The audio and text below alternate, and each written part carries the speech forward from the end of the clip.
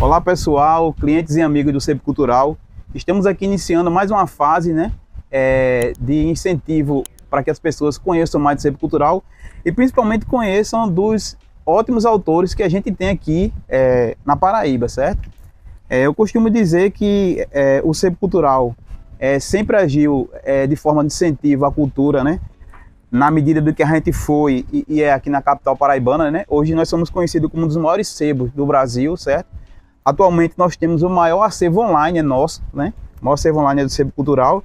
E a gente está aqui com essa série de entrevistas que vamos fazer com vários autores, certo?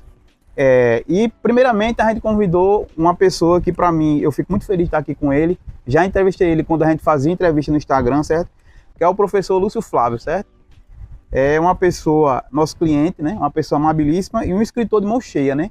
Além de professor da UFPB. Inclusive eu vou uma colinha que eu fiz aqui no currículo do camarada para dizer para vocês, né? Que é professor titular na disciplina de História de América Latina Colonial e História dos Estados Unidos, né? Da UFPB. Fez o pós-doutorado na Universidade de Coimbra, né? O doutorado em História Social na USP, mestrado em História Econômica na USP também, a graduação aqui na UFPB, certo? Professor, muito obrigado, certo? Estamos muito felizes de ter o senhor aqui com a gente, certo? E vamos falar sobre o senhor, vamos falar sobre os seus livros. Eu sei que você tem mais livros escritos que a gente tem aqui, mas eu peguei esses 3 últimos livros para a gente dar um enfoque, né? Nesse período de tempo que a gente vai conversar sobre essas obras, certo? Então, assim, professor, se apresente para o público, ok? Bem, meu nome é Lúcio Flávio Vasconcelos, nasci em Jaguaribe, em 1963, e sou apaixonado e amante por livros e cliente desde 1987 do Sebo Cultural. O Sebo Cultural faz parte da minha vida, porque aqui eu sempre encontrei livros excelentes, é um dos acervos maiores que eu conheço.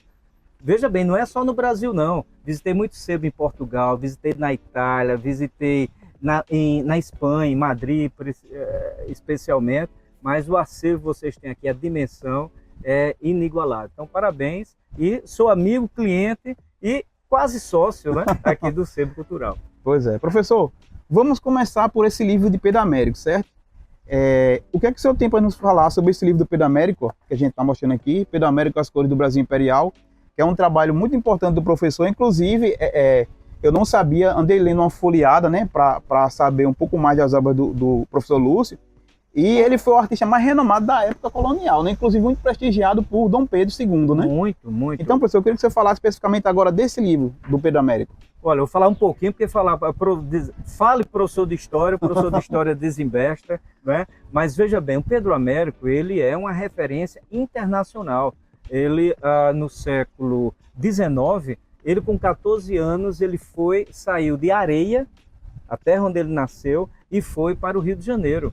E lá para estudar, primeiro no Colégio Dom Pedro II, que é o colégio mais importante da época, que foi fundado pelo próprio Dom Pedro II, foi feito em homenagem ao imperador, e estudar na Escola de Belas Artes.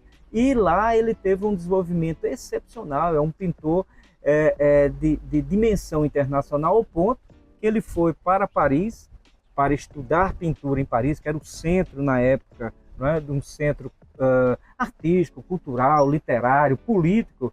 E ele, ao mesmo tempo, veja bem que Pedro Américo fez a Escola de Belas Artes em Paris, ele complementou seus estudos, que ele terminou aqui no Brasil, no Rio de Janeiro, e depois foi para Paris. E ele também fez na Bélgica um doutorado em ciência, em filosofia da ciência. Então não só um pintor de mão cheia, com obras como a Batalha do Havaí, que é um grande painel, como o Grito do Ipiranga, né, que é o quadro mais conhecido dele, mais reconhecido. Ele levou 5 anos fazendo o quadro, 5 anos. Não é qualquer coisa, né? Com estudos, com leituras sobre o período. E, ao mesmo tempo, ele tinha uma carreira política também. Porque ele, em 1891, assim que a República foi decretada em 89 e teve a primeira Constituição, ele foi deputado, que chamaríamos hoje deputado federal, deputado constituinte no Rio de Janeiro. Então, a trajetória do Pedro... E veja bem, ele foi agente do exército francês na Argélia, ele precisava ganhar dinheiro, Cláudio, jovem lá em Paris, e foi contratado pelo exército francês para ir para a Argélia, esse país na África, para desenhar, acompanhar o exército francês, desenhando pessoas, animais daquela região na África. ele sofreu um naufrágio, conseguiu escapar vivo do naufrágio. Tem uma carreira, olha, uma carreira exemplar de aventura e de grande contribuição intelectual e artística para o país. Sem sombra de dúvida, é o maior pintor histórico, não é? Porque ele pintava painéis, tinha seus painéis mais artísticos, mais voltados para pintar animais, pintar pessoas, mas os painéis históricos dele são inigualáveis. E aí não é à toa que o subtítulo do livro é Pedro Américo, não é? As cores do Brasil imperial, porque foi aquele pintor que mais retratou, que mais expressou a figura do poder de Dom Pedro II e também obras sobre o exército brasileiro. E também foi da maçonaria, né? Ele também ingressou na maçonaria. Então, não há no século XIX um personagem, não só paraibano, né, mas um personagem brasileiro no campo das artes que tem um destaque como Pedro Américo. Professor, as obras de Pedro Américo hoje, elas das mais conhecidas, elas estão aqui no Brasil ou estão fora do Brasil? Estão no Brasil. Você tem a Batalha do Havaí, que é um painel de mais de 5 metros, né, de comprimento, está no Museu Nacional do Rio de Janeiro.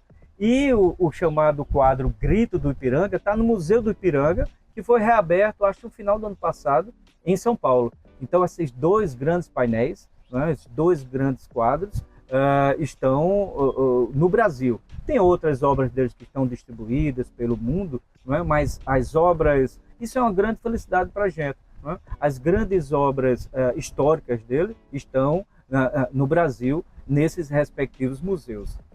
Professor, aqui como retrata no seu livro, se eu bem me lembro, Pedro Américo deve muito ao imperador, pela questão eu acho que, como mostra aqui, da facilitação para ele ter acesso, né, para debulhar sua obra. Exatamente. Veja bem, imagina um jovem de 14 anos, sai da cidade de Areia, num período que não existe internet, não existe telefone, nada. Ele recebe recebe a passagem do governador da Paraíba, que chamava na época presidente de província, ele recebe uma passagem de navio para ir para o Rio de Janeiro. E ele chega no Rio de Janeiro. Ninguém conhecia Pedro Américo, é um garoto de 14 anos. E aí ele vai estudar no Colégio Dom Pedro II. E Dom Pedro II, que era um grande intelectual, amante das artes, da literatura, ele sempre ia para as aulas no Colégio Dom Pedro II. E veja bem, Pedro Américo vai, quando Dom Pedro II está lá, Pedro Américo, que é inteligentíssimo, ele faz uma pintura, um retrato rápido, né? Um retrato do próprio imperador e entrega ao imperador. O imperador, quando olha, vê a qualidade do trabalho. Nesse período não existia nem fotografia, então a pintura, o desenho era o fundamental para retratar as pessoas, as paisagens. Ele olha e diz, quem é esse jovem? Aí ele se apresenta, o Pedro Américo. E aí ele diz, olha, o Pedro Américo fala para o imperador. Veja o atrevimento desse garoto de 14 anos, né, vindo do interior da Paraíba. Ele diz, olha, eu quero estudar na Escola de Belas Artes. Quero ao mesmo tempo fazer o Colégio Dom Pedro II, que é justamente o que é equivalente hoje ao ensino médio, não é? E quero ao mesmo tempo estudar na Escola de Belas Artes, que é uma escola importante, fundada no começo do século XIX por pintores franceses que vieram na missão francesa. Então é uma escola bacana no período. E aí Dom Pedro II passa a ajudá-lo. Dom Pedro II passa a dar auxílio financeiro a ele. Quando ele fica doente, veja bem, não tem parentes no Rio de Janeiro, ele fica morando num quartinho na própria escola, e aí Dom Pedro II, ele fica doente, Dom Pedro II vai visitá-lo. E quando ele termina a sua formação, tanto na escola, no Colégio Dom Pedro II, que é equivalente ao ensino médio, como na Escola de Belas Artes, ele tem um desempenho excepcional, Dom Pedro II dá uma bolsa de estudos a ele, para que ele vá para Paris, que é a maior escola do Ocidente de pinturas, né? Então veja a ligação de Pedro Américo com o Pedro II, que é o imperador, né? Porque Pedro II via nele um grande artista que poderia, e de fato fez, divulgar o Brasil no mundo todo através da sua pintura. Muito bom, professor. Bom, vamos passar para o segundo livro, certo? Mudando totalmente agora e radicalmente o enfoque, né? Sobre esse livro do Chaves, né? Eu li aqui sobre a questão O que é essa democracia radical que Chávez quis implantar na Venezuela? E ela perdura até hoje, lá com o Maduro? Veja bem, muda totalmente o foco, né? É. Porque o livro Pedro II, como também o outro nós vamos falar, o livro sobre Pedro Américo, melhor dizendo, são resultado de minha paixão pela história da Paraíba, né? E ao mesmo tempo, como eu ensino história da América Latina e história dos Estados Unidos, aí eu fui fazer o pós-doutorado na Universidade de Coimbra, aí eu teria que desenvolver um tema que tivesse uma dimensão na América Latina, principalmente a relação de um país importante como a Venezuela com os Estados Unidos. Ora, o que o Hugo Chávez tentou fazer durante o período que estava no seu governo foi radicalizar a democracia liberal, porque esse modelo que nós temos através de partidos, né, essas organizações partidárias não conseguem dar resposta mais às necessidades à necessidade do cidadão comum. Qual é o grande desafio? Ora, nós votamos para deputado, nós votamos para senador e damos uma carta a ele, uma carta em branco, um cheque em branco, para que ele passe 4 anos fazendo o que quiser. A proposta de democracia radical é justamente criar instâncias, né, populares, tá certo? Para ter o controle sobre os representantes. Não é abandonar a democracia representativa, mas ter o controle sobre esses deputados, sobre o prefeito, sobre o governador, através das instâncias populares, que é uma tentativa de estabelecer um controle, de direcionar determinadas políticas públicas. Um pouco semelhante, veja bem, um pouco semelhante ao que há com o orçamento democrático, que foi criado inicialmente no Rio Grande do Sul, depois espalhou-se em algumas cidades, alguns estados do país. Inclusive a Paraíba tem um orçamento democrático, que é o momento em que o Estado, o governante, seus secretários conversam com a população e vê as demandas, né? Sai do ar-condicionado e vai conversar com a população. A tentativa dessa democracia radical é justamente quebrar um pouco com esse distanciamento entre a população e seus representantes políticos. Ora, Hugo Chávez morre em 2013. A Venezuela radicalizou esse processo, deu voz à população indígena, deu voz às mulheres, deu voz à população que estava excluída do processo político. Mas também foi um modelo estabelecido muito personalizado, muito na figura carismática do Hugo Chávez, muito centrado nos desejos pessoais dele de radicalizar isso. E o seu vice é o Maduro, né? Que não tem nada a ver com o Hugo Chávez. E não tem o carisma do Hugo Chávez, não tem a perspectiva de democratizar a sociedade. E aí você tem, com a morte de Hugo Chávez, eu trato justamente isso no livro, o que eu trato é justamente a construção do processo político. O Hugo Chávez ganhou 5 eleições. 5 eleições ele foi vitorioso. Só que ele cometeu um grande erro. Primeiro grande erro, estabeleceu que o presidente pode se candidatar indefinitivamente, né? Então, isso foi um grande erro dele, que inclusive estabeleceu várias críticas, porque é muita personalização do poder.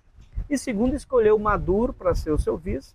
Em 2013, Hugo Chávez morre e deixa o Maduro, que está aí há 11 anos e vai disputar um novo mandato, né? Então, o modelo que Hugo Chávez tentou implantar, que é essa democracia radical, ele germinou durante o seu governo, mas não conseguiu capilarizar-se. E aí, claro, em virtude de ser um modelo muito personalizado, muito focado na figura do Hugo Chávez, uma vez ele morrendo de câncer, que ele morreu jovem, há 50 e poucos anos, né? O Maduro o sucedeu e aí está se perpetuando no poder. Aquele modelo que o Hugo Chávez montou não existe mais na sua forma original, como o Hugo Chávez pensou e tentou implementar. Professor, e hoje em dia a Venezuela, como é que ela está realmente? Olha, o que é que se sabe? Porque assim, o que a mídia passa para a gente é uma coisa, o que às vezes a gente vê na internet é outra. Tem uma coisa, veja bem, você tem uma mídia, por exemplo, os grandes jornais chamam o Hugo Chávez, ou chamam o Maduro de ditador, né? E despreza completamente a contribuição que o Hugo Chávez fez. Ora, a Venezuela tem uma dependência muito grande que começou nos anos 20 do petróleo. Para você ter uma ideia, a Venezuela importa alimentos. A Venezuela tem uma concentração populacional muito na área urbana porque abandonou a questão da agricultura ao longo dos anos. E aí o petróleo, que é uma riqueza importante, transformou-se na principal riqueza da Venezuela. Quando o preço do petróleo sobe no mercado internacional, a Venezuela é inundada de dólares. Quando o preço cai no mercado internacional, a Venezuela mergulha numa crise econômica que está passando recentemente, né? Então você tem uma dependência muito grande do petróleo, você tem um controle por parte do Estado dos movimentos sociais, né? Eu não acredito que seja uma ditadura como é colocado, porque você tem eleições periódicas, né? Mas ao mesmo tempo você tem várias formas que o governo cria para evitar que a oposição se manifeste, a oposição lance um candidato ou candidata que vá rivalizar com o Maduro. Então, nem tanto a terra, nem tanto ao mar. Nem tão pouco é um paraíso, não é? A democracia radical que o Hugo Chávez tentou implementar não concretizou-se, mas também não é uma ditadura como a grande imprensa coloca. É um meio termo, e aí a gente deseja, né, tendo em vista a proximidade, não só geográfica, como de problemas sociais que nós temos, não é à toa que você vai nas ruas de João Pessoa, você encontra venezuelanos pedindo esmola. Né? A situação lá não está fácil. Né? Como também você tem brasileiros, né, que moram na rua em qualquer cidade, João Pessoa, Recife, Rio de Janeiro, brasileiros que estão na rua pedindo esmola. Então, nem a Venezuela nem é o inferno, nem é o paraíso, mas não conseguiu resolver os seus problemas sociais em virtude dessa própria dependência de um único produto, o que é ruim para qualquer economia. Mas, professor, me explica uma coisa. O petróleo é um motor considerável na economia mundial, entendeu? Isso. A gente vê aí com essa questão da guerra da Ucrânia, né? Um dos principais motores econômicos da Rússia que é um grande exportador de petróleo, né? Isso. Que uma coisa interessante, que eu vi um analista dizendo que assim, a Rússia não vende diretamente para a Europa, mas vende para os proxies que vendem para a Europa. Exatamente. Porque a produção de barris de petróleo da Rússia é muito grande, não pode ser desprezado.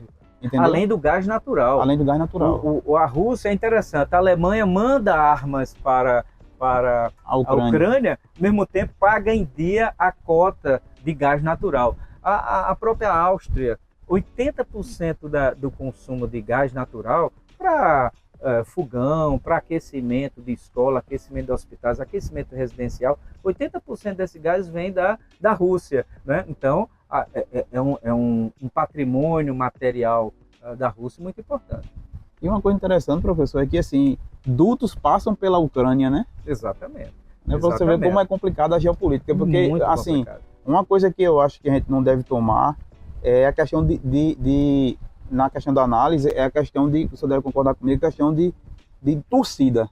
Exatamente. Né? Porque a gente vê hoje em dia, com esse conflito lá, existe muito torcida, os pró-ucranianos e os pró-russos, entendeu? Isso. Quando na verdade a gente vê que por baixo dos panos, né, existem os interesses econômicos que eles nunca deixam de lado, né? Às vezes eles estão brigando ali para o mundo ver e por baixo do pano estão fazendo acordos, né?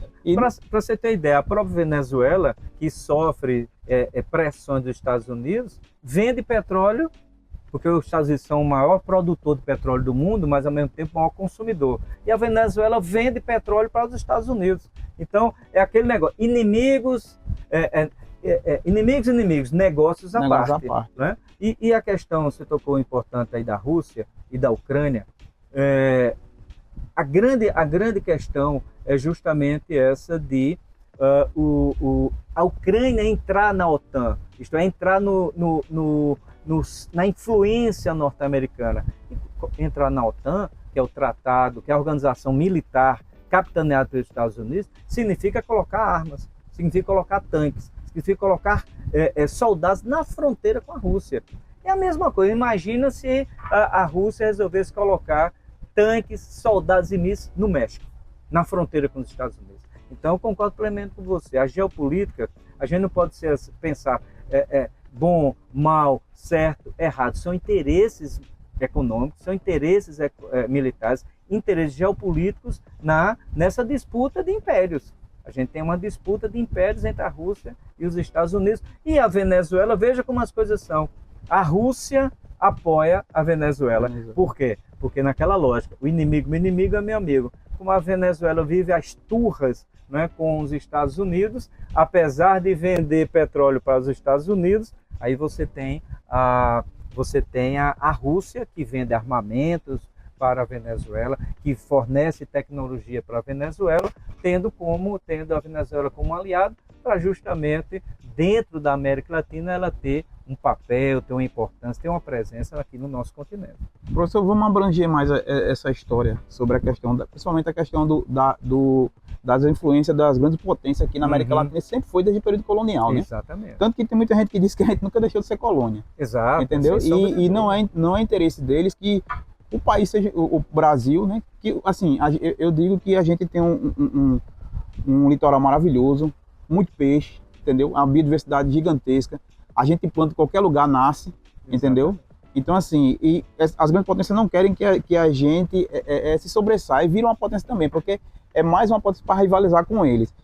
Sobre essa questão de que se coloca hoje como a China, qual o papel da China hoje nessa geopolítica mundial? Você tocou num ponto importantíssimo. Veja bem, nós temos agora, nesse momento, 3 impérios disputando, porque ao longo da história nós já tivemos 70 impérios. Nós somos resultado, Cláudio, da expansão do Império Português, que depois a gente pode falar sobre isso. O que é que nós temos hoje? Nós temos 3 impérios. O Império Russo, que era o Império Soviético, que diminuiu em força, né, em virtude da derrocada do socialismo lá. Em 91 você tem a fragmentação da União Soviética, mas a Rússia tem o 2º arsenal nuclear do mundo, além de ser uma economia importante, né? Então é um império em decadência, enfraquecido, mas que está lutando para que os Estados Unidos não coloquem base militar na sua fronteira, que é a Ucrânia. Esse é o império. Você tem o Império Norte-Americano, que vem aí reinando no mundo capitalista desde 1945. Quando os Estados Unidos capitaneam a vitória na Segunda Guerra Mundial, torna-se a potência mundial. Não é à toa que nós temos a Coca-Cola, o jeans, a internet, que é a invenção norte-americana, e o dólar como a principal moeda do mundo, para o negócio, para o comércio. E você tem um império emergente, a segunda economia do mundo hoje é a China, né? Veja bem, com cerca de 60% a 70% da população ainda rural. Os Estados Unidos têm 2% da sua população no meio rural. A China tem 60% a 70% da sua população ainda rural, o que significa do potencial dela de crescimento dos centros urbanos. Então você tem os Estados Unidos e China disputando o mundo, que passa pela briga pelo TikTok, passa pela briga da internet e a briga comercial. Você anda em qualquer lugar do mundo, eu não digo do Brasil não, o Brasil também, é o lugar de João Pessoa aqui, ou qualquer cidade que se more, você encontra uma lojinha chinesa ou um produto chinês. Os chineses, e veja bem, os chineses estão expandindo essa economia com muito mais força, com muito mais vigor do que os Estados Unidos. Isso acontece de 20 anos para cá. Os Estados Unidos estão cambaleando, né, nesse sentido. Estão cambaleando, porque a China ameaça. A China, inclusive, tem interesses econômicos na Paraíba e no mundo todo. Então você tem esses 3 impérios. O império decadente, que é o russo, mas com arsenal nuclear muito forte. Você tem um império o império capitalista norte-americano, ainda consolidado, mas meio nas cordas, e a sociedade chinesa, que tem um regime comunista na política, um regime capitalista na sua estrutura econômica, né, que rivaliza com os Estados Unidos. Espero que isso não evolua para uma guerra, né? Porque ao longo da história, os impérios, quando se estranham, se estremecem, terminam em guerra. A Primeira Guerra Mundial de 1914 a 18 foi guerra entre impérios.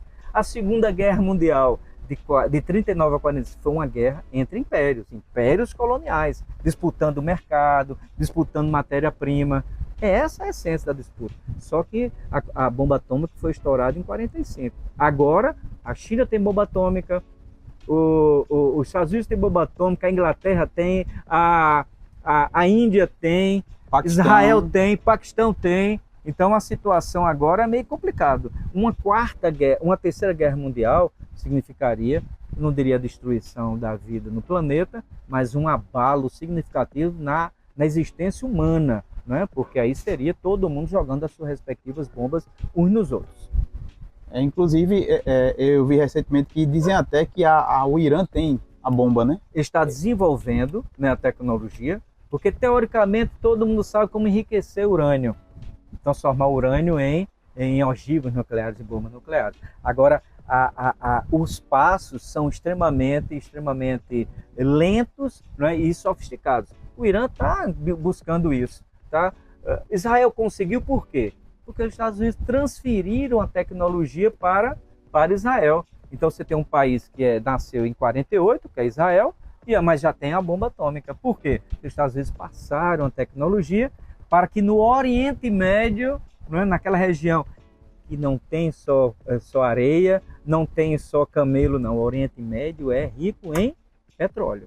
A essência do conflito no Oriente Médio, Irã, Iraque, Kuwait, o próprio Israel não tem petróleo, mas a sua área é importante geopoliticamente, porque os Estados Unidos é como se fosse o 51º estado norte-americano. Né? Você tem os 50 estados norte-americanos, mas você tem aí Israel para se contrapor aos diversos países no Oriente Médio que resistem ao domínio imperialista, seja francês, seja inglês, e ao domínio imperialista norte-americano. É pela questão também cultural, né? Porque assim, eles têm uma cultura totalmente diferente da que a gente pratica aqui no Ocidente, né? Exatamente. Muitas das coisas que a gente tolera e a gente vive, para eles é uma abominação, Exatamente. né? A gente vê, assim, eu tive a oportunidade daqui na loja de conhecer alguns muçulmanos, né? E assim, eles são muito radicais, né, em relação à questão principalmente de costumes, né?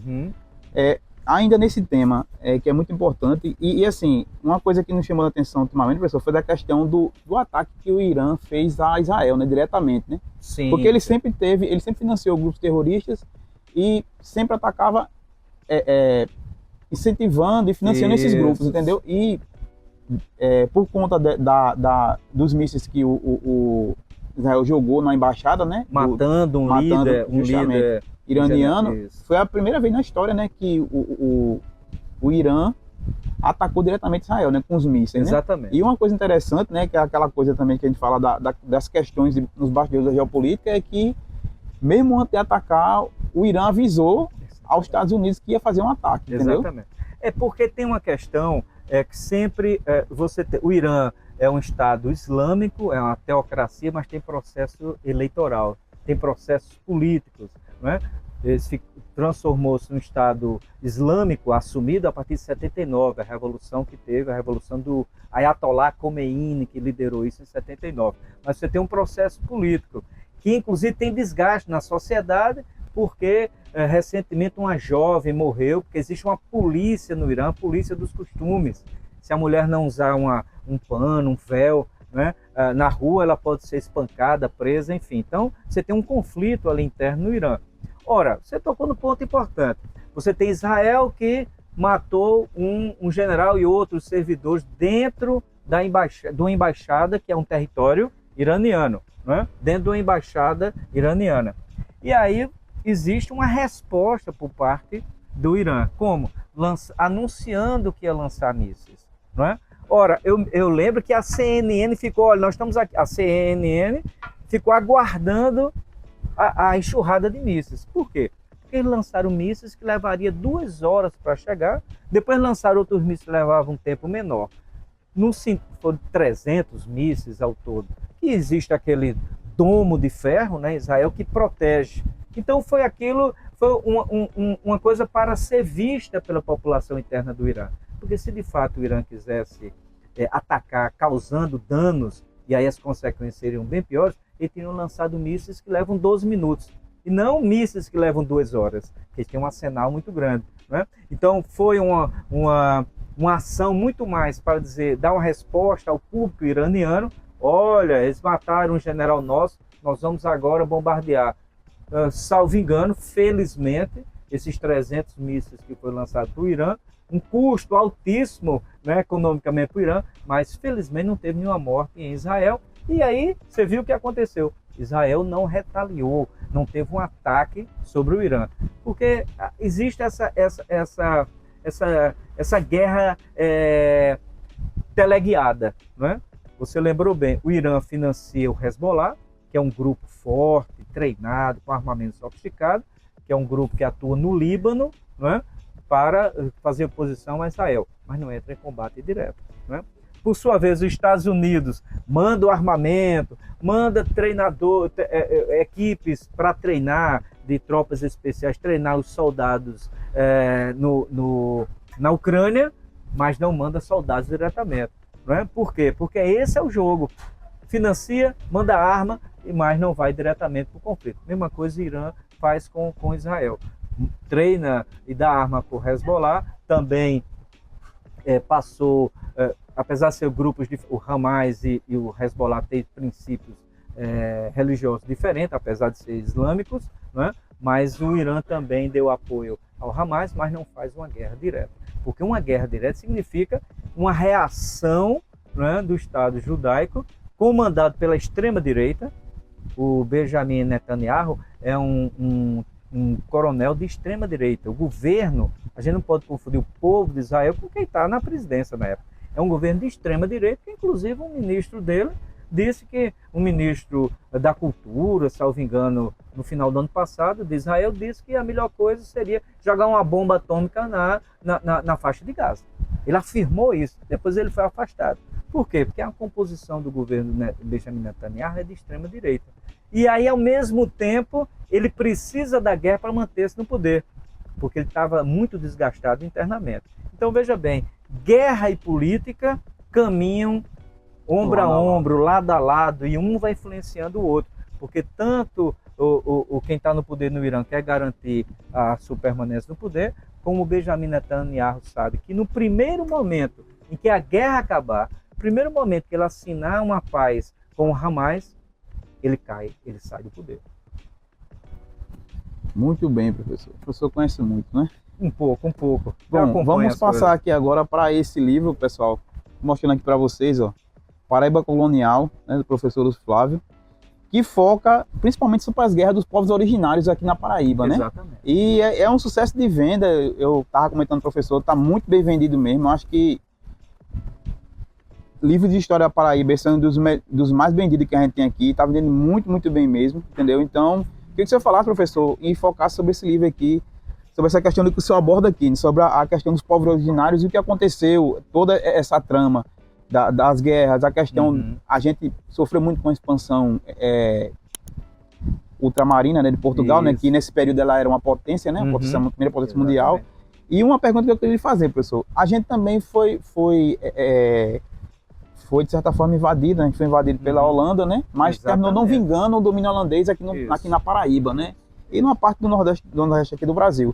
O senhor acredita que, no seu modo de ver como historiador, se a gente tivesse sido colonizado pela Holanda, a gente estaria em que situação? Melhor ou pior, ou seria a mesma coisa? Na história não existe si, mas a gente pode guardar as devidas proporções. Olha, a questão não é quem coloniza, é a forma da colonização. Quando os holandeses vieram para cá, ocuparam o Nordeste de 1630 a 54, ficaram 24 anos ocupando Pernambuco, Paraíba, Rio Grande do Norte, porque aqui era a região mais rica do Brasil.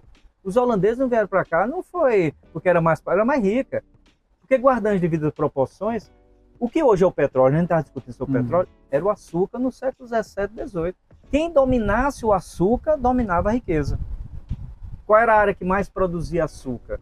Era o Nordeste brasileiro. Você tem Bahia, Pernambuco e Paraíba. Esses três estados produziam a maior quantidade de açúcar do mundo durante um século, de 1580 a 1680. Você tem um século, Pernambuco, Paraíba e Bahia, principalmente esses três, fornecendo o açúcar para o mundo. Então, o que acontece? A Paraíba, se os holandeses tivessem permanecido aqui, não teria muita alteração, porque eles colocaram em prática a mesma forma, mantiveram a escravidão, não é? Dos africanos que foram extraídos da África, mantiveram a dominação sobre os indígenas. Então, a forma de colonizar foi semelhante. Então, não seria, talvez falássemos um pouquinho diferente, outra língua, né? Mas não, a forma de dominação foi. Sabe por quê? Porque Portugal, é difícil a gente imaginar hoje, né? Portugal era referência para o mundo. Portugal começou a colonizar aqui o litoral brasileiro e adaptou um produto extremamente aceitável, que era o açúcar, né? E principalmente o açúcar só ganhou grande repercussão porque foi produzido em larga escala através do sangue e o suor dos indígenas e depois dos africanos. Porque o produto só chegava em larga escala, em pouco preço, porque eram trabalhadores escravizados. Eram indígenas e africanos escravizados. Os portugueses vieram para cá para escravizar, para conquistar o território e transformar esses indígenas em escravos deles. E fazer com que eles trabalhassem 10, 12 horas por dia até exaustão, até morrer. Era essa a lógica que foi estabelecida durante 200 anos. É essa a nossa herança. Né? Então você tem, hoje eu não falei dos impérios, Império Chinês, Império Russo, Império Norte-Americano. Ora, nesse período, a lógica era a mesma. Você tem um Império Colonial Português, você tem um Império Colonial Espanhol, você tem o Império Colonial Inglês se formando na América do Norte, você tinha o Império Colonial Francês, Canadá, outras regiões. Então essas 4 nações viviam disputando. Não é à toa que você tem na região do que hoje é chamado Baía da Traição, franceses vinham para aí e fizeram acordo com os índios, né, com os potiguaras. Os potiguaras forneciam a madeira, o pau-brasil, que é a primeira grande riqueza, tá? E os indígenas recebiam armas, recebiam facas. Não é isso, índio é tolo, trocar por bugiganga. Isso é um maior preconceito. Porque os indígenas, principalmente os potiguaras, eles eram exímios guerreiros. Não é à toa que foi 100 anos de guerra para dominar completamente os indígenas na Paraíba. Os potiguaras eram exímios guerreiros e também diplomatas. O que é a diplomacia? É a arte de você fazer alianças. Os potiguaras fizeram aliança com os franceses, né? Por isso que os portugueses depois fizeram guerra contra os potiguaras para justamente controlar o território. Porque os franceses inicialmente, eles não vieram para cá para expulsar os índios da terra e plantar cana-de-açúcar, não. O que é que os franceses vinham aqui para a Baía da Traição? Pegar para o Brasil, negociar com os potiguaras de igual para igual. E os potiguaras diziam, eu quero faca, eu quero facão, porque o metal não era usado aqui. Você imagina, Cláudio, que é você cortar uma árvore como para o Brasil com um machado de pedra. Quando eles receberam essa tecnologia, deram um salto. Né? Você imagina o que é você ter uma flecha de madeira e você de repente passar a ter uma faca de metal. Então os indígenas eram extremamente espertos e eles fizeram negociação com os franceses e inicialmente com os portugueses também. Agora, quando os portugueses resolveram tomar terras dos indígenas, acabar com as reservas de alimento e plantar a cana-de-açúcar, transformando os indígenas em escravos, trabalhando, volto a dizer, 10, 12 horas por dia, para eles, só dando um dia de folga domingo e dizendo para os indígenas, a sua religião não vale nada. A sua religião dos tupis não vale absolutamente, isso é coisa do demônio. Era assim que os padres diziam. Vocês têm que aceitar a nossa religião. Não era o respeito a outra religião. Olha, vocês cultuam o demônio, vocês são ignorantes. Vocês agora vão cultuar a nossa religião, que era a religião cristã na época. Não é?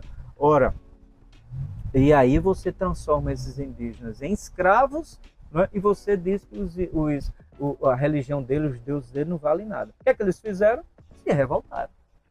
Lutaram bravamente contra os portugueses inicialmente. Depois os holandeses vieram, os franceses fizeram aliança com os franceses contra os portugueses. Depois, quando os holandeses vieram, fizeram aliança com os holandeses contra os portugueses. Por quê? Porque os portugueses são aqueles que massacraram maciçamente e tomaram a terra, e tomaram a religião deles, e disseram, vocês estão nus, vocês são pecadores, vamos castigá-los. De uma hora para outra, questão de 2, 3 anos, você muda completamente a cultura indígena, diz que está totalmente errado. Então você tinha disputa de portugueses, de espanhóis, de franceses e de holandeses aqui. Por quê? Volto a dizer, o açúcar nos séculos XVI e XVII era o petróleo do século XX e XXI. Quem dominasse o plantio do açúcar, o refino do açúcar, era a nação mais rica do mundo, como Portugal foi durante o período. Um império colonial, o primeiro império global, porque Portugal estava na Índia, Portugal estava na Europa, Portugal estava na África e estava nas Américas. E principalmente aqui no Nordeste brasileiro, principalmente na Bahia, Pernambuco e Paraíba, regiões que mais produziam açúcar. Então, professor, quer dizer, diante desse enfoque, os franceses e os holandeses foram muito mais humanizados com os povos originários do que os portugueses. No caso específico da Paraíba, sim. Agora, por exemplo, no caso do Caribe, você tem a região do Haiti, né, que foi dominado pelos franceses, a população indígena foi dizimada. Porque foi a lógica estabelecida. Os franceses vieram para cá inicialmente para negociar o pau-brasil. Não foi para plantar. Porque, veja bem, a tecnologia de você produzir a cana-de-açúcar é como hoje a tecnologia de você produzir avião. Poucos dominavam. Uma coisa é você cavar o buraco e plantar a cana-de-açúcar. Outra coisa é você ver o período que ela está madura, você depois tirar, fazer todo o procedimento para transformar aquela cana-de-açúcar, o caldo, em açúcar, em melaço, em rapadura, não é? Então, cachaça, que é um produto originariamente brasileiro. Então, a tecnologia era muito sofisticada. Cara, um engenho era como uma fábrica de avião hoje. A tecnologia era muito cara.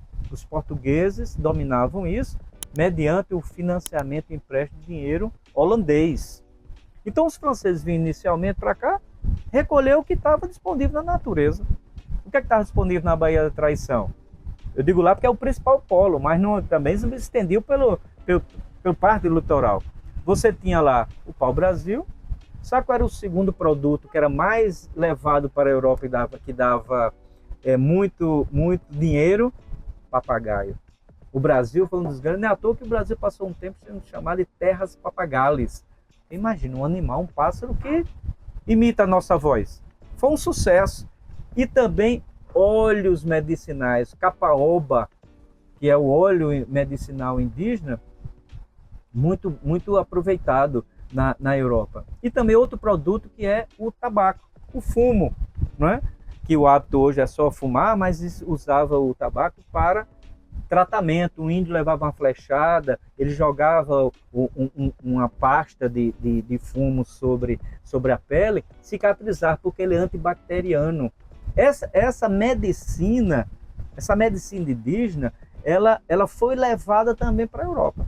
Então os franceses vinham atrás de pau-brasil, vinham atrás de papagaio, vinham atrás de óleos medicinais, paravam os navios ali no rio Mamanguape, negociavam com os potiguaras, passavam um período trocando, que é o escambo, né, mercadorias, facas, espelhos, instrumentos de trabalho, como a foice, a machadinha, com os indígenas levando, enchiam os navios e iam para... Quando os portugueses abriram o olho e disseram, epa, os franceses vão terminar ocupando, né, nessa aliança. E aí resolveram fazer uma guerra. A partir de 1575, você tem aí uma guerra diretamente contra os potiguares. E veja bem, durante 10 anos os potiguares resistiram. Os portugueses vinham, está tudo aí no livro, os portugueses vinham e eram tropas portuguesas e espanholas. Veja a importância do território na época, né? Portugal e Espanha estavam unidos através da União Ibérica, a partir de 1580. Você vinha excursões para cá, tropas portuguesas e espanholas, e os potiguares botavam todos para correr. Sabe quando é que os portugueses começaram a conquistar? Quando fizeram aliança com os tabajaras. E aí os tabajaras eram inimigos dos potiguaras, os tabajaras conheciam, que eram todos do grupo Tupi, eram todos da mesma língua, né? do tronco linguístico chamado Tupi. Mesmos costumes e as mesmas técnicas de guerra. Os tupis, eles eram excelentes guerreiros. E aí os tabajaras conheciam as táticas de guerra, de guerrilha dos indígenas, se aliaram com os portugueses, né? E os portugueses insuflaram essa rivalidade, né? Ao ponto que os documentos do século XVI dizem assim, os potiguaras, os senhores da costa. Os potiguaras dominavam a costa, de Pernambuco até o Maranhão. Eram os guerreiros fabulosos, né? Tinham e inimigos dos tabajaras. Quando os portugueses só venceram os potiguaras quando se aliaram com os tabajaras. E aí os tabajaras se fixaram aqui, né? Nessa região de João Pessoa, principalmente ali chama-se a Praça da Pedra, aquela região ali, e aí eram insuflados. Os portugueses davam armamentos, os portugueses davam incentivos, e olha, vocês vão atacar. A partir disso, os potiguaras começaram a ser vencidos. Os potiguaras foram vencidos, não portugueses, os potiguaras foram vencidos pelos tabajaras.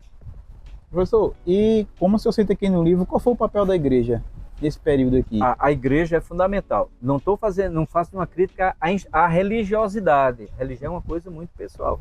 A instituição igreja, feita por homens e mulheres do período, tem um papel fundamental nessa jornada. Para você ter uma ideia, as tropas de conquista portuguesas só vinham para cá, só atuavam se viesse um padre junto. Os padres para abençoar as tropas, porque o grande medo de um soldado português, de um soldado espanhol, era morrer em combate sem a extrema-unção, sem ter a passagem para, né, o que ele acreditava que ia para o céu, mesmo matando índios. E ao mesmo tempo a igreja criou, apesar da igreja católica condenar a guerra, veja bem, ao mesmo tempo a igreja católica condenava a guerra nesse período, mas criou a questão da guerra justa. O que é a guerra justa?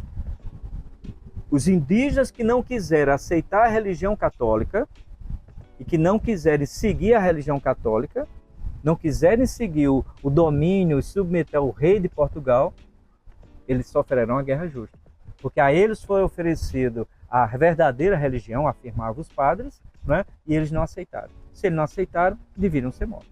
E aí aqueles que não eram mortos eram vendidos como escravos. É essa lógica. E a Igreja Católica ficou durante todo o período colonial abençoando a guerra justa. E os colonos queriam que todos os índios fossem condenados pela guerra justa. Porque os portugueses não vieram para cá para cavucar o chão, não. Os portugueses não vieram para cá para trabalhar na agricultura, não. Eles vieram para ficar ricos. É a lógica. Espoliar, né? Espoliar. Eles vinham para cá, guerreavam, recebiam autorização de do rei, uma determinada área geográfica. E aí o que é que eles faziam? Pegavam os índios, transformavam em escravos, eles iam desmatar a mata, tá? Imagina desmatar uma árvore por cada e plantar a cana-de-açúcar e fazer com que esses índios trabalhassem na cana-de-açúcar, na plantação, no corte da cana e principalmente no fabrico que era extremamente perigoso. Quantos índios morreram através das moedas? Quantos não morreram queimados, né? E eles resistiram a isso. Eles saíam, lutavam, iam para o interior, né? Então, os portugueses eles só consolidaram a sua dominação mediante a exploração da população indígena, e essa população ela foi convencida, né? Convencida. Inclusive tem um grande Padre Vieira, que é um grande intelectual do período colonial, um grande pensador, né? E aí tem uma passagem que eu cito no livro, que ele foi dar um sermão, né, para os africanos escravizados, que todo domingo é o dia que não se trabalhava, para poder os escravos irem para assistir à missa. As missas em latim, imagina se eles conseguiam entender isso. Mas tinha um sermão, né?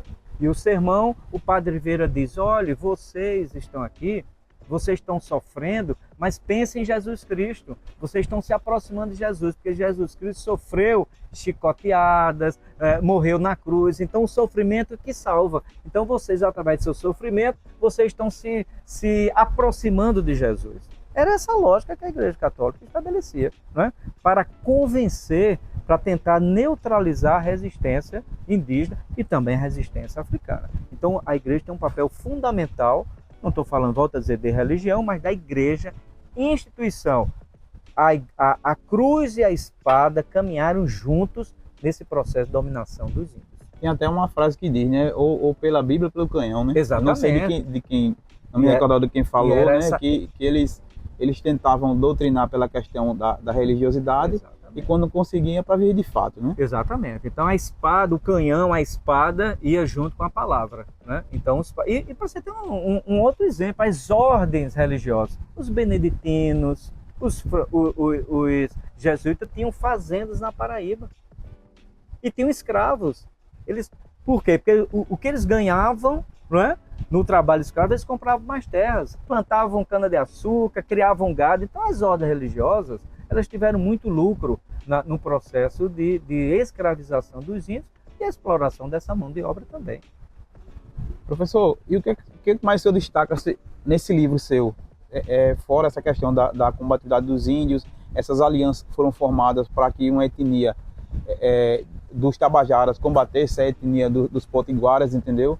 O que é que mais o senhor destaca, né, nessa sua obra de Paraíba Colonial? Olha, eu destaco a presença, né, dos holandeses no Nordeste. Teve uma presença importante. Durante 24 anos, né, você tem o domínio holandês, porque eles vieram para a área que produzia o melhor açúcar do mundo, era produzido no Nordeste, o melhor açúcar do mundo. E aí eles vieram dominar essa área.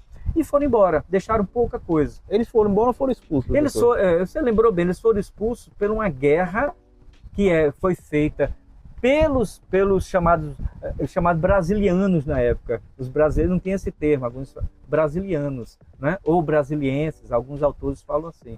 Então você tem. Por quê? Porque Portugal fez uma aliança com a Holanda. O próprio Padre Vieira, esse famoso, né, do período colonial, ele fez uma proposta, ele era conselheiro do rei, para que vendesse, passasse o Nordeste para a Holanda em troca de uma indenização. Então, você tem uma guerra que é forjada, né, uma guerra que começa aqui de resistência. Você tem muitos engenhos aqui na Paraíba que foram, os holandeses foram expulsos em ação de guerrilha, né? O Vidal de Negreiros, por exemplo, filho de um dono de engenho aqui na Paraíba, foi um dos grandes generais para comandar a resistência e a expulsão dos holandeses, que terminaram enfrentando a guerra. E esses exércitos tinham portugueses, né? Mas principalmente eram formados por indígenas, por africanos e aqueles que haviam nascido no Nordeste. Então, você tem essa luta contra os holandeses. E o mais importante que eu percebo, que a minha preocupação de escrever esse livro, é que nós somos resultado desse processo. Nós temos um racismo estrutural muito forte, que foi consolidado durante o período colonial, que transformou o homem e a mulher africano em objetos, que chamavam peças. Eram peças para o comércio. Os indígenas, não é à toa que até hoje você tem um racismo estrutural com relação aos negros e negras, e você tem o preconceito com indígenas. O que é que o senso comum diz? O índio é preguiçoso.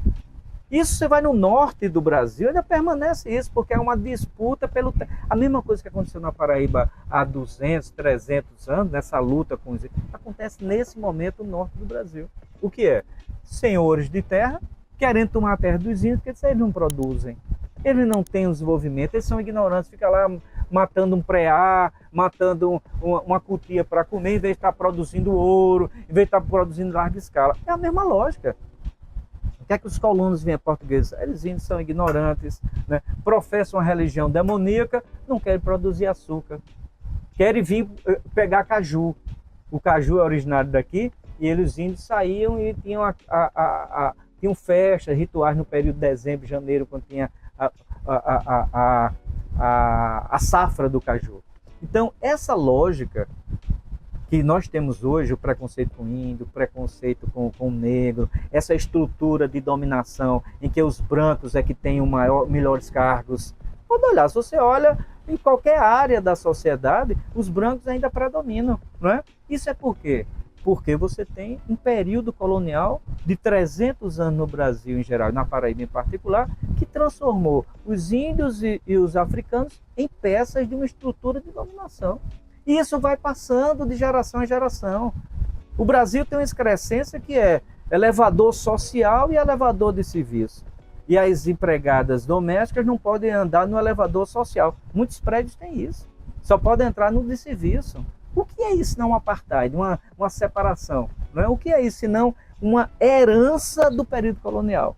Então, a importância do período colonial é a gente ver isso, que para os portugueses explorarem o índio, explorar o indígena, explorar o africano, ele tem que transformar em animais. Não são inteligentes. Tem força muscular, mas não tem inteligência. E isso é introjetado para a gente, Cláudio. Nós introjetamos isso na nossa sociedade e a gente só vai libertar desse preconceito, desse racismo estrutural, desse preconceito estrutural, quando a gente compreender de onde é que vem. Não caiu do céu, não. O preconceito é uma construção para dominar, não é? Você só domina aquilo que você inferioriza. Os europeus inventaram o eurocentrismo, Nós somos a referência da civilização.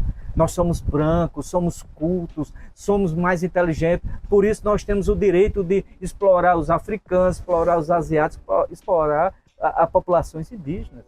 Isso ainda está muito presente. Então a minha preocupação, desde que eu tenho preocupações de temas contemporâneos e temas históricos, que nós somos resultado disso. 300 anos de exploração, eu diria 322 anos, porque 1500 a 1822, né? 322 anos de exploração colonial, fazendo a cabeça, como diz, olha, vocês são inferiores, se vocês não tivessem aqui na fazenda, vocês estariam tudo nus dentro da mata, os africanos estariam ainda lá na África guerreando entre eles, nós salvamos vocês. Essa é a lógica.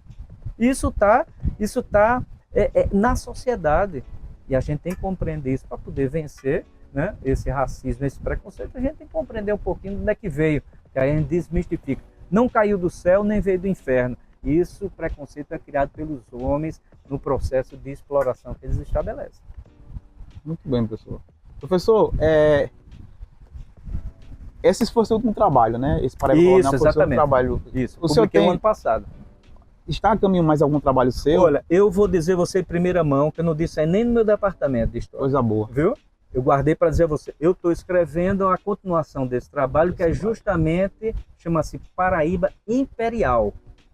Que você tem a Revolução de 1817, a Revolução de 24, o movimento de 48, todos os movimentos que ocorreram em Pernambuco e Paraíba, né? Nós temos uma ligação muito forte. O Ronco da Abelha, que é um movimento popular que acontece em 1850, muito forte. Você tem vários outros movimentos, várias outras rebeliões que aconteceram na Paraíba ao longo do século XIX.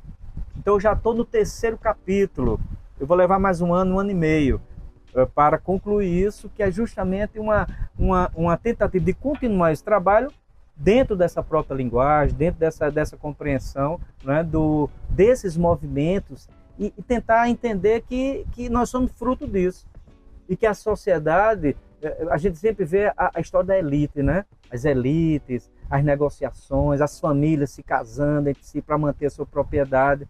E aí eu tento ver, claro, é importante também ver como essa elite se comporta, mas também o povo, através desses movimentos, a sua participação. Então, eu estou no 3º capítulo, eu acho mais um ano e meio aí, se eu realmente me disciplinar para isso, vai sair um novo livro, e aí, claro, você vai ser o primeiro a receber o primeiro exemplar e saber da notícia. Tá certo, professor. Bom, professor, finalizando nosso bate-papo, né? Espero que o pessoal tenha gostado, certo? Esse nosso primeiro vídeo, né, que nós estamos gravando para o nosso canal no YouTube, né? Trouxemos uma pessoa aqui de peso, né, para que inaugurasse essa série de vídeos que a gente vai fazer com entrevista com autores paraibanos, né? E esperamos no futuro próximo ter o professor aqui, que é uma figura que sempre está aqui no Centro Cultural, né? Porque além de ser um cliente assíduo e sempre quando vem compra a gente aqui, também deixa o livro dele para vender com a gente, né? Que são um sucesso de venda, principalmente esse Paraíba Colonial, né?